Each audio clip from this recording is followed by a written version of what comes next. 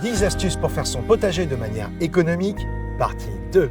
La première, refaire ses semences soi-même. Les semences, ça peut vite devenir un budget au potager et on peut en refaire certaines assez facilement soi-même et faire de belles économies. Mais pour ça, il faut éviter d'acheter des hybrides F1 qui sont des variétés non reproductibles.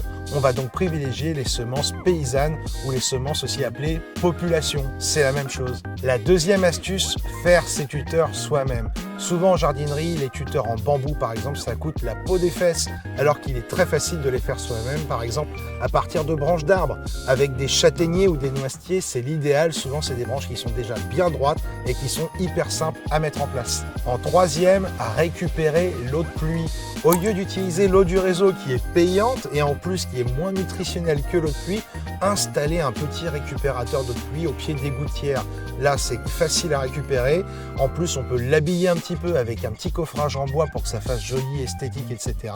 Ou le cacher avec simplement un arbuste qui pousse par-dessus et vous utilisez cette eau au potager. En quatrième, contacter sa ville ou son village. De plus en plus de mairies mettent à disposition des habitants des composteurs gratuits par exemple, mais également des ressources gratuites avec du compost ou du broyat de déchets verts qui viennent justement de la taille des arbres ou des haies de la ville. Et ça, en paillage, ça peut être formidable ou dans les allées du potager et ça peut être une matière première gratuite juste à côté de chez vous. En cinquième, préserver la vie de ces outils. Et oui, un outil, ça coûte cher. On peut rallonger sa durée de vie en l'entretenant régulièrement. Déjà, tout simplement en le nettoyant après chaque utilisation en fin de journée. Un petit coup de jet d'eau dessus, on enlève la terre et comme ça, on aura moins de rouille sur ces outils.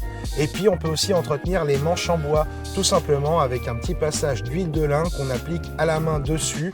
Et ça va rallonger la durée de vie du bois, ça va le rendre plus imperméable. Avec ces 10 astuces, vous pouvez vous lancer dans un potager à petit prix. Alors maintenant, à vous de jouer. Et si tu veux en apprendre plus, tu peux consulter notre formation en ligne que tu as en lien sous la vidéo.